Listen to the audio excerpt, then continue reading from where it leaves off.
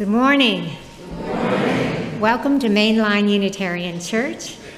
We're so glad that you're here this morning, here in person and joining us online, whether this is your first time visiting or your 100th time. We're glad you're here. In a world that feels often heavy and uncertain, this community offers something different. A pause, a breath, a space to be just as you are. We gather here not to escape the world, but to remember what grounds us in it. Connection, compassion, and a shared commitment to hope and healing. We recognize we need each other now more than ever. So if you're carrying anything heavy or your spirit is weary, may you find rest and renewal. And if your heart is open, may you find connection. If you're visiting with us today, please join us after the service across the hall for coffee and conversation. And a reminder to everyone here, please be sure to check the activities on the back of your order of service and our beautiful website to keep up to date on what's happening during the summer. For today's service, we have a guest minister. Many of you have seen her before, Reverend Libby Smith. Let's give her a round of applause.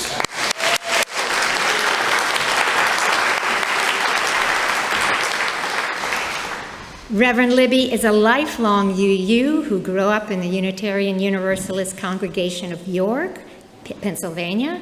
She worked as a religious educator for 5 years before attending Harvard Divinity School, where she earned her Master's of Divinity and was ordained in 1992. Since then, she has served congregations in Rockport, Massachusetts, Warrington, Pennsylvania, and Langhorne, Pennsylvania as well. And she's also spent 5 years as a chaplain at UU House.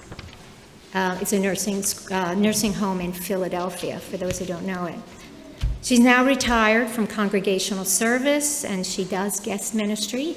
And luckily for us, she's done it with us multiple years. And we're glad to have her here today as our guest minister.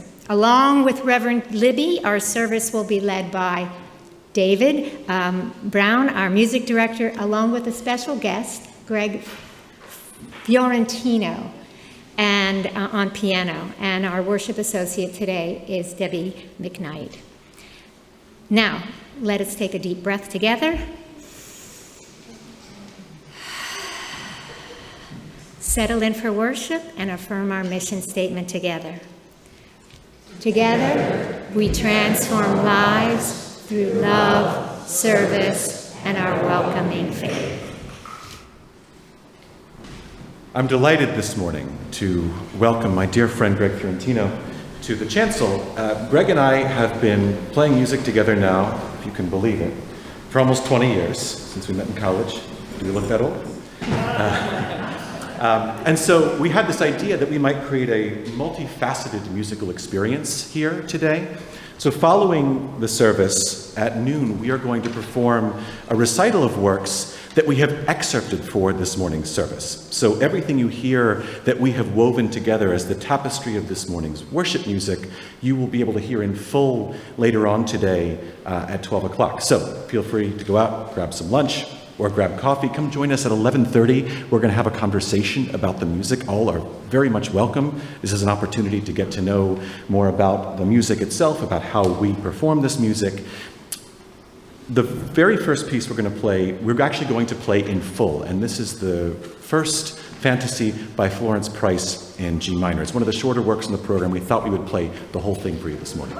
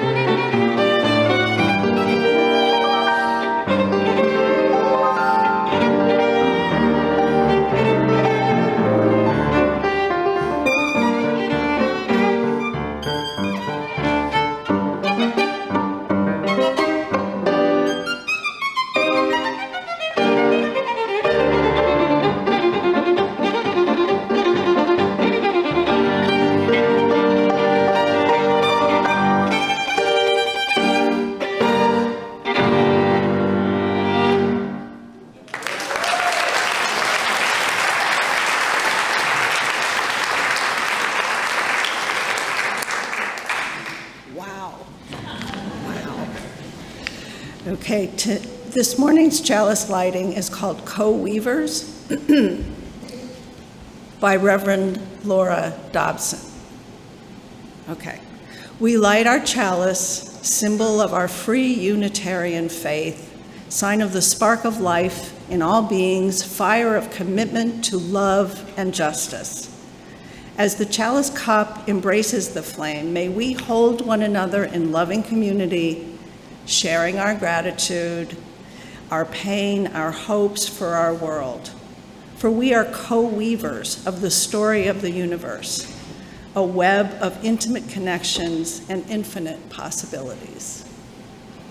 Please stand in body or spirit to sing hymn number 18, What Wondrous Love.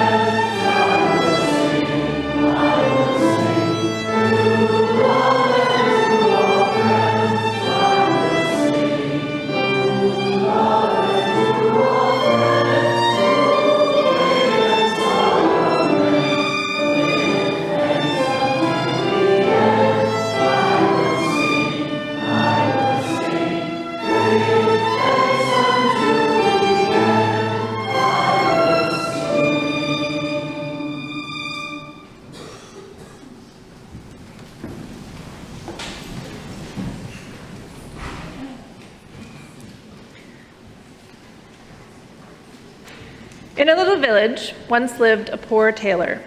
He could sew anything. He made overcoats for many people. Do you know what an overcoat is?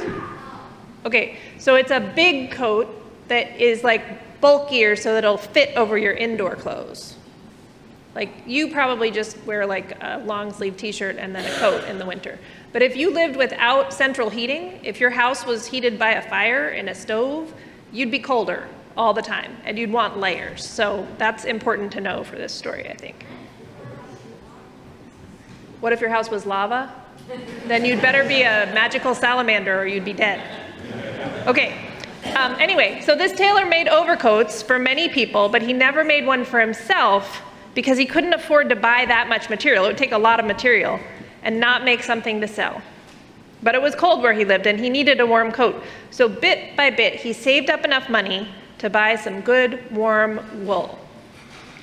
And he cut it carefully so as not to waste any, and he tried on the coat and it fit perfectly. And he was so proud of that coat. He wore it when it was the least bit cold.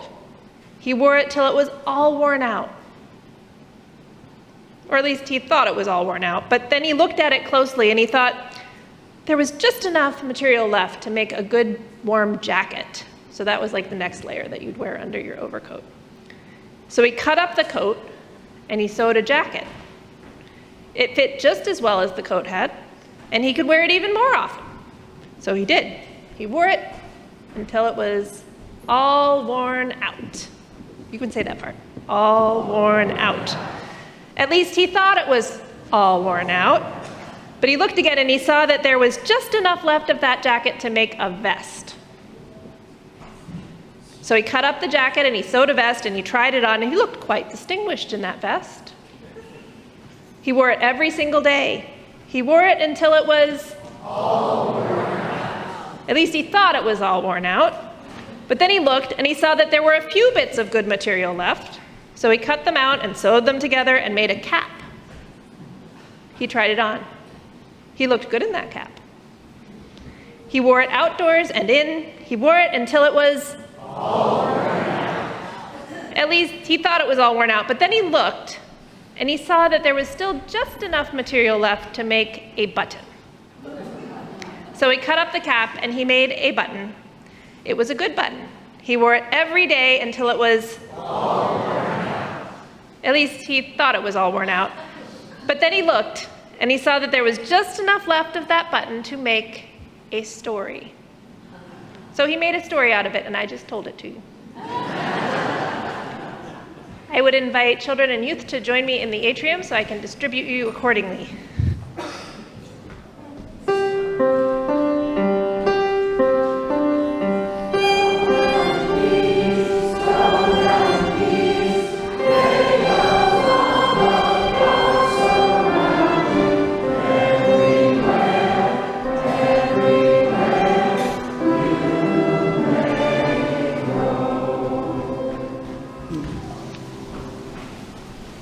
Each month, we donate, allergies. Excuse me. Each month, we donate half of our collection to a worthy organization in need. The recipient of MLUC's offering outreach for July is Family Promise of Montgomery County. Today, it is my pleasure to welcome Martha Eichelberger, Executive Director of Family Promise, here to speak with us about the work of this important organization. Martha?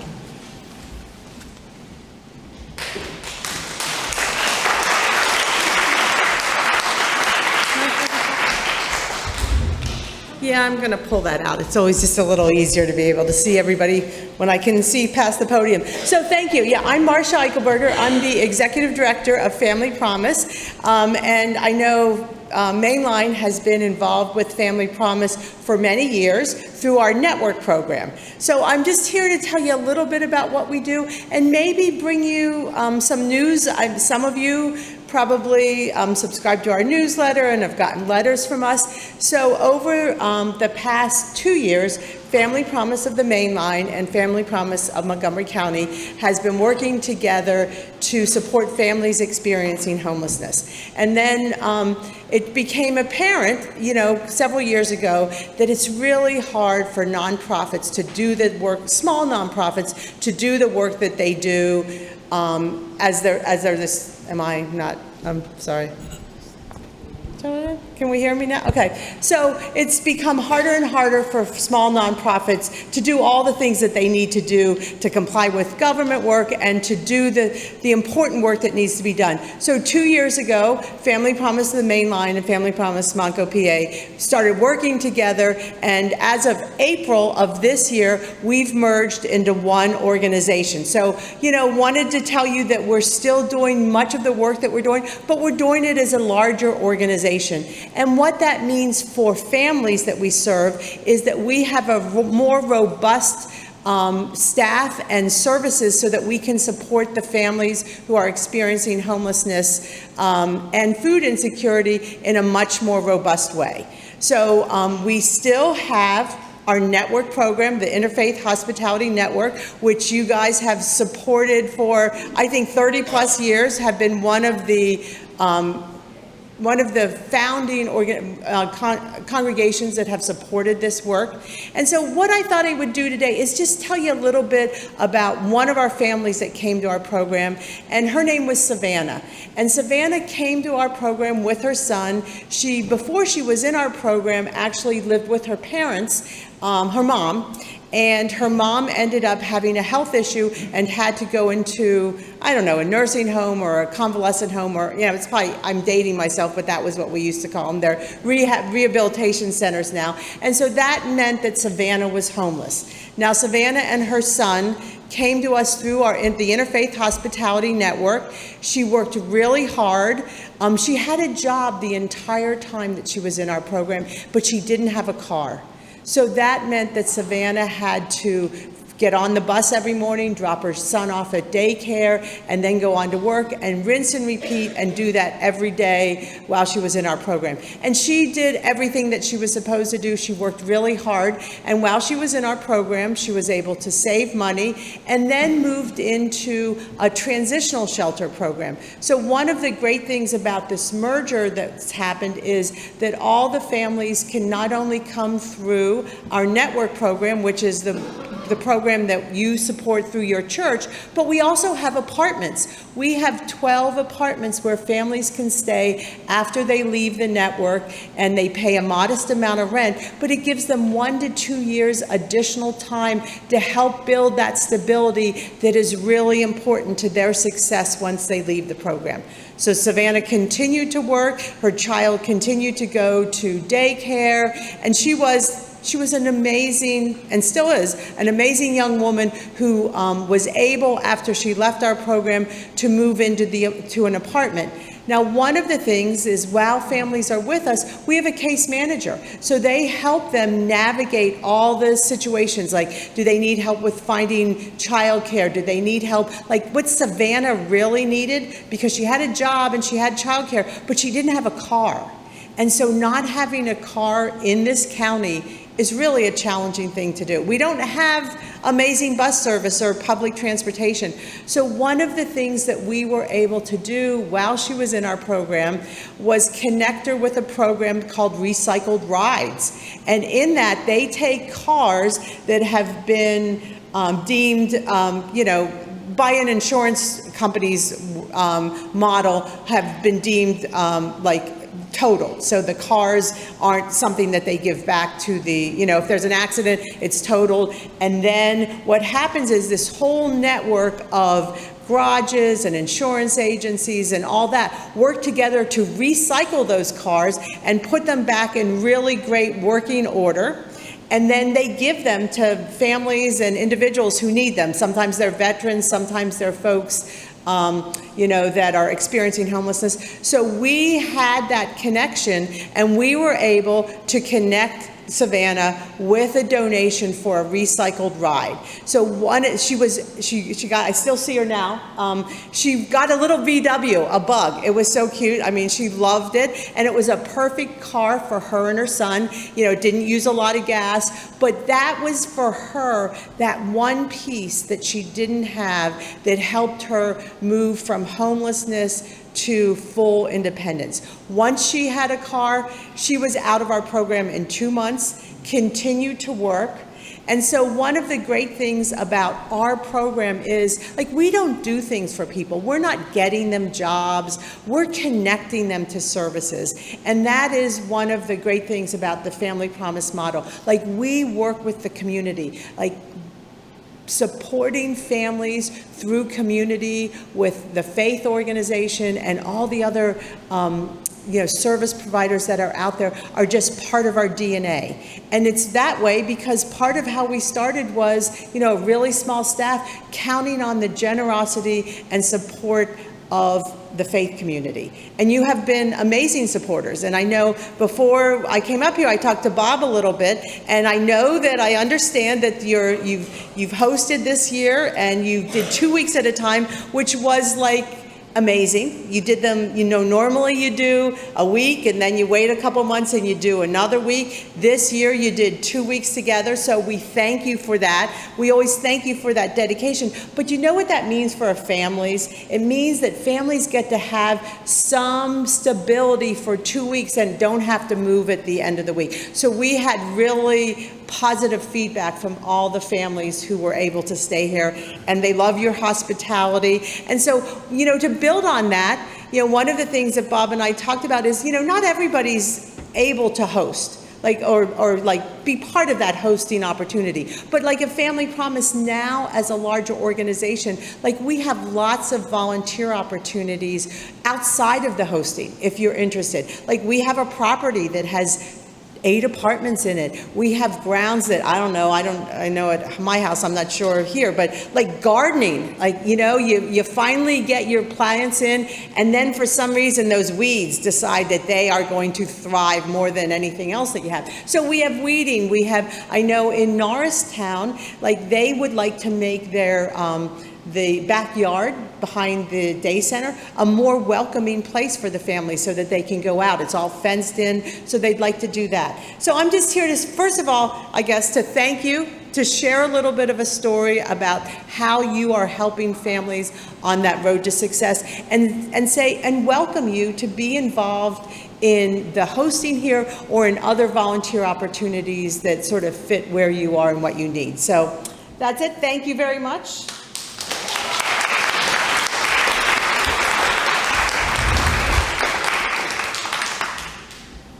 Was wonderful. So, to make a cashless donation, whether watching remotely or from here in the sanctuary, please follow the instructions on the screen or on the back of the order of service. The offering will now be gratefully received.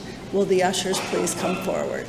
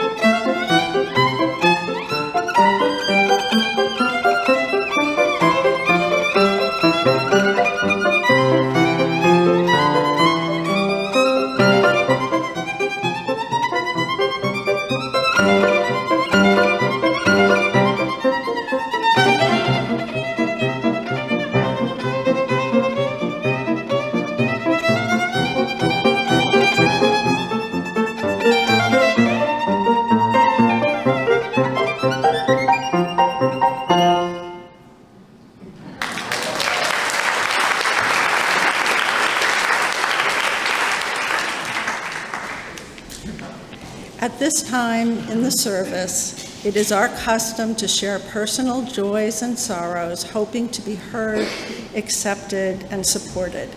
As a community, we acknowledge each joy or sorrow by lighting a candle and saying together, "We hold you in our hearts." The McDowells light another candle, this time a candle of concern for the people and the wildlife affected by the wildfire on the north rim of the Grand Canyon. Several nights ago, their daughter Julia led an evacuation from Phantom Ranch at the bottom of the canyon to the south rim. All are safe. For Julia and all the people, plants, animals affected by this fire, we hold you in our hearts. Tom and Betsy McElwain are carrying the heavy sorrow of the recent death of their niece, Ann Zola, in Salt Lake City, Utah. For Tom and Betsy, we hold you in our hearts. Pat Jordan is lighting a candle of appreciation for Kent Zahner, who helped she and Richard create a gravesite for their much-beloved pet dog, Baby. Pat, Richard, and Kent quickly discovered that digging was more of a challenge than they imagined because of unexpected dense clay and numerous stones, making for a Herculean effort. Because of Kent's help, every morning Pat and Richard can now look out the sunroom window at the little plot under the sundial, reminding them of the best pet they ever could have wished for. For Kent, Pat, Richard, and Baby, we hold you in our hearts. Kitty Lepley is lighting a candle of concern for her nephew, Blake Ensor, who will be having heart surgery on Wednesday. For Kitty and Blake, we hold you in our hearts. And let us light one more candle for those of us with joys or sorrows too deep to say out loud at this time. We hold you in our hearts.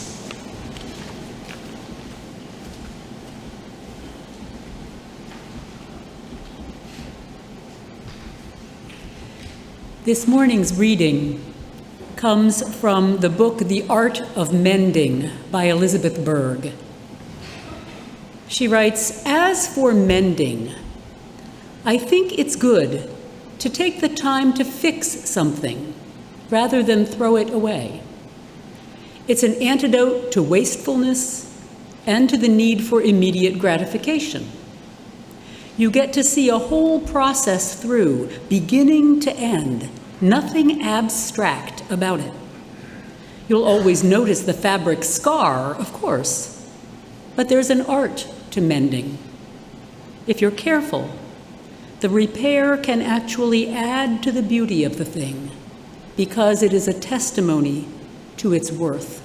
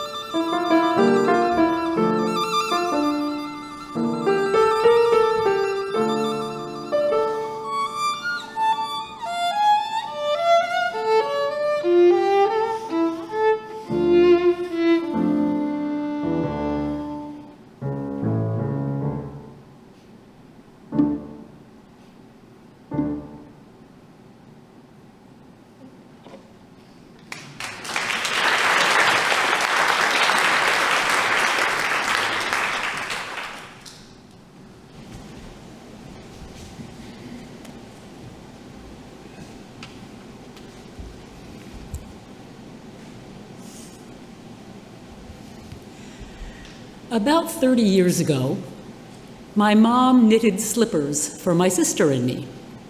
Christmas gift. They were made of wool and mohair and then felted to be very thick and warm. Mine were purple and my sister's were blue, and I meant to bring one to show you, and I left it on my desk. So you have to use your imagination. You have to imagine a very dense, fuzzy slipper that kind of looks like a boat for your foot. They were definitely crafted for comfort rather than style. And what I was going to show you is how well worn they became, because I was going to put my fingers, 3 of them, right through the hole in the bottom that had worn away and show you. Both slippers now are threatening to continue to unravel with larger and larger holes, and I haven't worn them for years. I have them tucked in my cedar chest. But my sister's slippers are another story. They were the only things that kept her feet warm enough in bed in upstate New York. And she brought them to me knowing that I had some rudimentary experience in darning socks. So at first I darned the holes in the bottoms of her slippers, carefully weaving the yarn in and out to fill in the worn out spaces, using the closest match of blue that I had. But then a few years later, she brought them back to me. There were new holes, and the original darned patches were also beginning to wear out. So I darned them again more thoroughly, although there was less to attach the darns to than there had been before, and by the time I finished, there was probably more of my yarn on the soles of these slippers than of Mom's original yarn, but I got them wearable again. But a few years ago, we went through this one more time. And there wasn't enough left of the original sole to do any more darning. I was going to have to I would have had to recreate somehow the entire sole and attach it. So finally what I did was took some felted wool that I had made out of one of Mom's old sweaters. Mom had died by this time. And I used the felted wool to patch large holes in the bottom of both slippers, in the toe and the heel. And then I cut up an old suede jacket and sewed actual soles onto the patched and mended slippers. It was just like our story this morning. Each time I thought they were all worn out, I found enough materials still intact that I could find a new way to mend them, until finally all of my acts of mending made the slippers more durable than they had ever been in their original form. I like to think that Mom would approve of this process.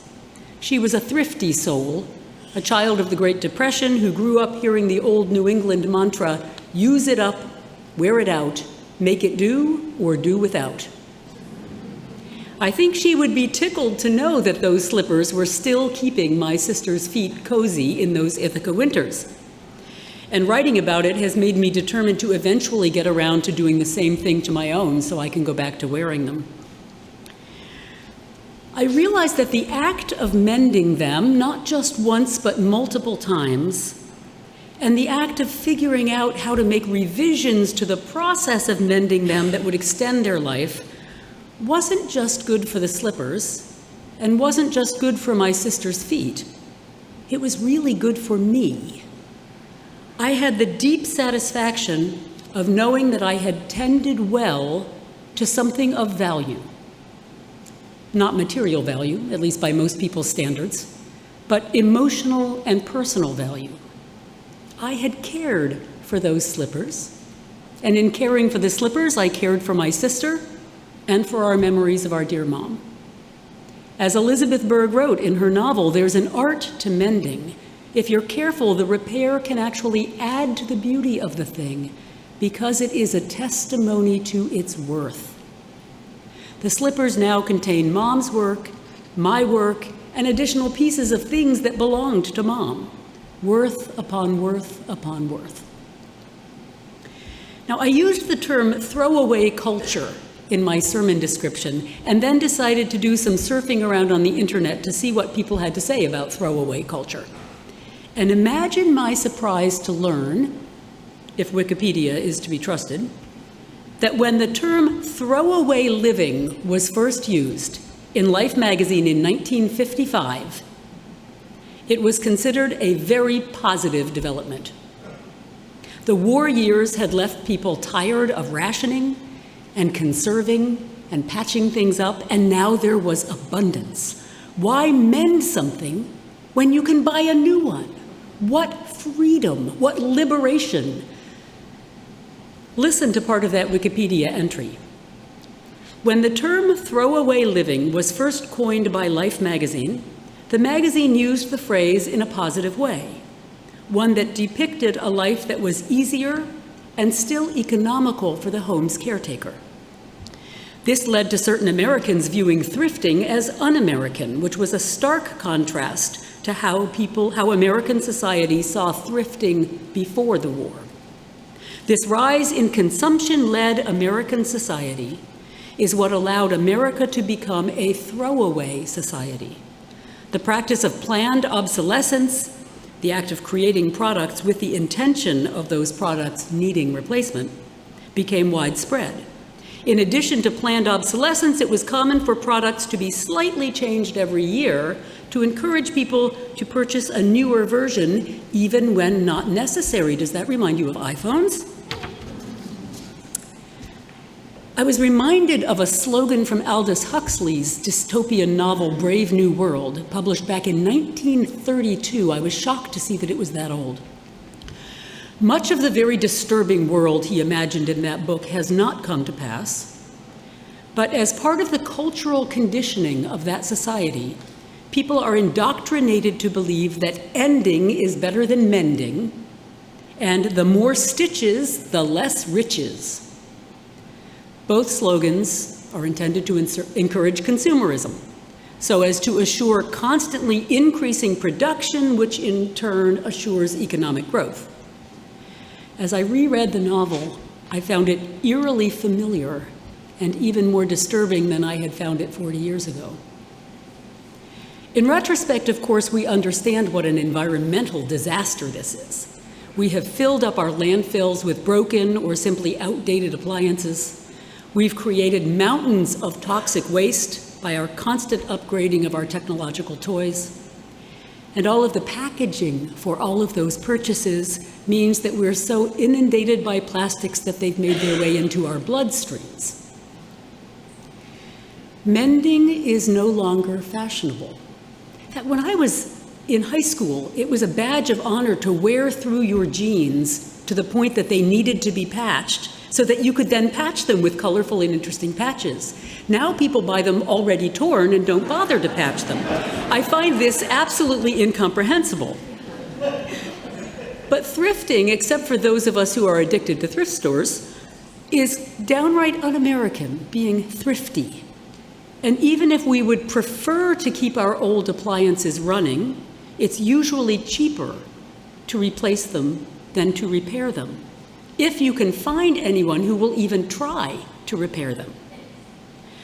My husband has done repairs on our dryer, our clothes dryer, ordering a really complex new electronic control switch and installing it himself. For the dishwasher, we found someone who was able to replace the control panel, but the part was so expensive that he wouldn't even order it until we prepaid. It was still a little cheaper than replacing the entire unit, and it kept it out of a landfill for a few more years. But if I didn't have a spouse who understood how these things work, I could never do it. One minor triumph for me was the blender. The casing that held the blades had cracked and was no longer safe, and I was able to find a replacement on eBay for about $8. So my 30-year-old blender continues to whir. But when I had to replace the broken carafe for my coffee maker, I spent more on the new carafe and shipping than a whole new unit would have cost me, deciding it was worth it to do that and keep it going than to throw it into the landfill. But believe it or not, this sermon is not even about the environmental implications of our overconsumption, critical though that may be. I started, after all, with a pair of hand-knit slippers. For me, the whole concept of mending or repairing is a spiritual one, because it leads us to the question, what do we value? What do we value enough to maintain and care for it? And that is a spiritual question. Remember Elizabeth Berg saying the repair can actually add to the beauty of a thing because it is a testimony to its worth. What do we understand to have worth? I'm not saying that a dishwasher or a blender has the same kind of intrinsic worth as a hand-stitched quilt or a pair of mom-made slippers. They don't carry the same emotional weight, of course.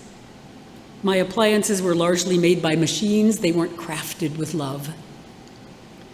But the way we think about our material possessions, no matter how prosaic they may be, tips over into the way we think about people, about relationships, about our country, about our world. Because the act of repairing or mending something is fundamentally an act of trust. It means I have decided something is worth fixing, that it will last long enough to be worth the effort of fixing, or at least that it's valuable enough to warrant even a short extension of its life through the effort of fixing it. It's an act of trust in the thing itself and an act of trust in the person who fixes it. And by extension, it's an act of trust in life itself. It occurred to me as I worked on this sermon that our throwaway culture has been a big contributing factor in creating some of the great chasms in our society. And I may be off base here, but bear with me, because the more I thought about it, the more connections I saw. For one thing, as it gets more and more difficult to repair things, many of the things that I own now, a layperson simply can't repair. They're too complicated, they're too technological, they're too product specific. As it gets more and more difficult to repair things, or to make do with older models of things which may no longer be compatible with other things you need to use, the gulf between those who can afford to keep replacing and updating and those who can't gets larger and more obvious. It's one thing to resent having to keep repairing something you'd rather replace, but at least you can still get by with that thing. It's something else altogether to be either unable to repair it or able to repair it, but to find that it no longer works with the other things you need to use it with, and also to be unable to afford to replace it. You're stuck. The second piece of this has to do with the way we used to understand how much we all needed each other. I might not like my mechanic's politics. In fact, I've seen the bumper stickers on his truck. I'm pretty sure I probably don't like my mechanic's politics, but I like my mechanic. He's a decent, hardworking, honest person who takes good care of my car. I need him.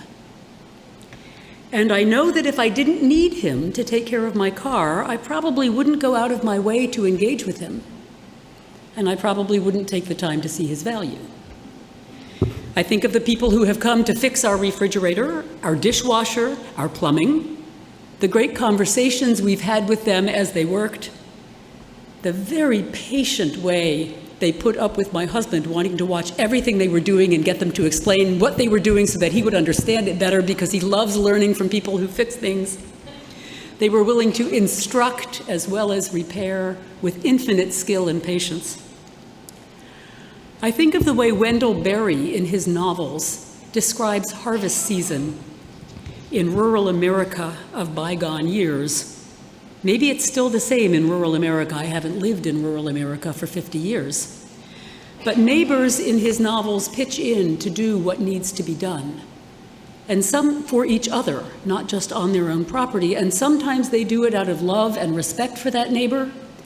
Sometimes they do it even in pointed dislike of that neighbor, but still out of a simple shared humanity because they know they need each other.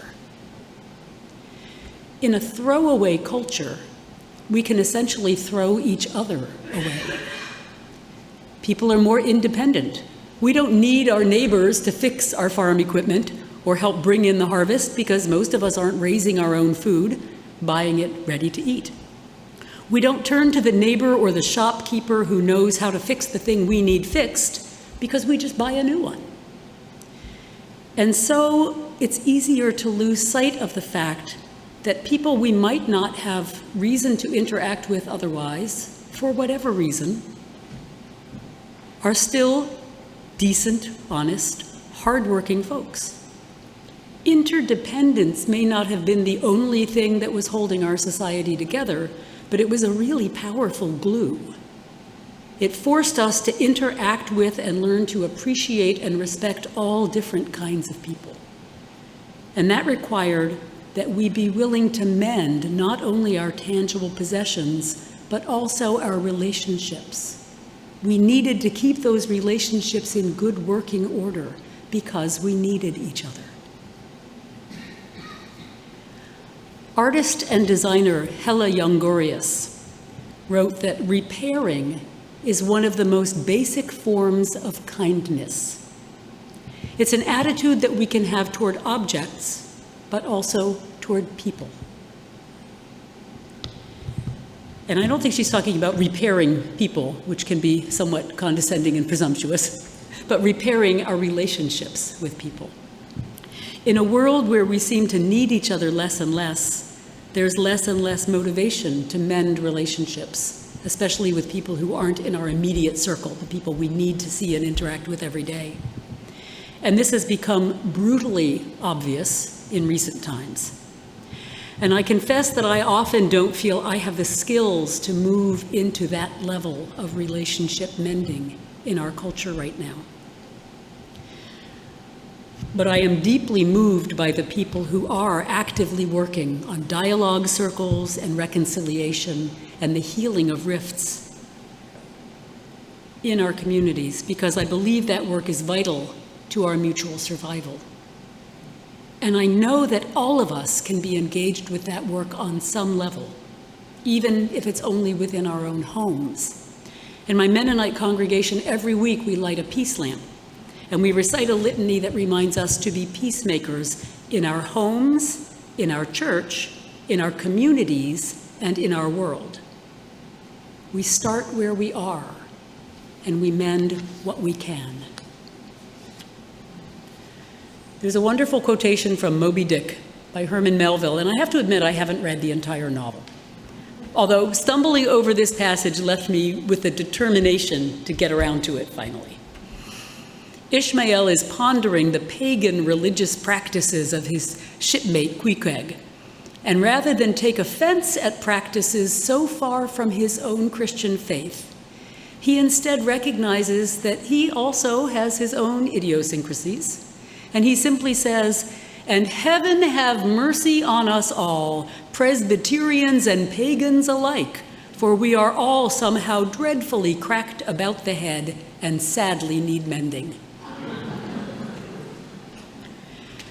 So as we think about mending or repair as a spiritual practice, I encourage you to think about the many ways it might play out in your life. From acknowledging and mending some of our own cracks, perhaps, to repairing some of our relationships with others. To think about what it is that we value, what we believe to have worth, and how we maintain and care for those things. To remember that mending is an act of faith. I want to close with a quotation from Gina Niederhumer.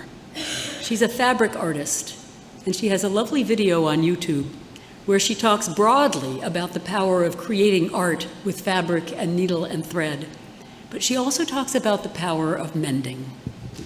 She says, "A needle is a tool for reparation, for mending. If you think about it, mending is not just something that repairs cloth, but mending is also what we do inwardly. So that's what we do with our needles. With the up and down movement, the rhythmic movement is a very quietening work. You are in the present, you are in the moment. You sit and you stitch. You have a lot of time to think. There is a way, and in a way the needle's work has kind of become that path for me. Just trust in life and stitch, she says. It will be fine. I can't promise that everything will be fine, but I join her in believing that we need to trust in life and stitch, whether our stitches are literal or metaphorical, to mend what we can in ourselves and in the world around us, and that the very act of mending brings a healing of its own. And now I invite you to rise in body or in spirit so we can join in hymn number 125, From the Crush of Wealth and Power.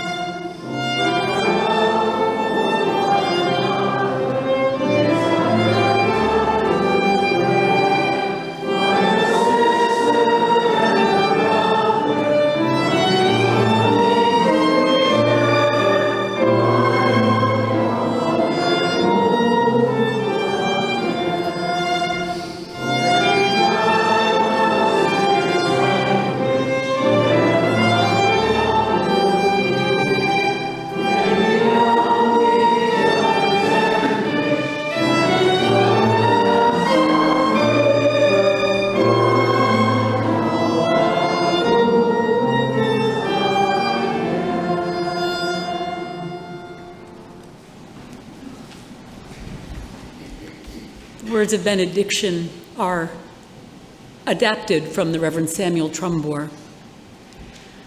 Go forth in simplicity, find and walk the path that leads to compassion and wisdom, to the healing and binding of the wounds of the world. Welcome the stranger and open your heart to a world in need of mending. Be courageous before the forces of hate. Hold and embody a vision of the common good that serves the needs of all people. Amen.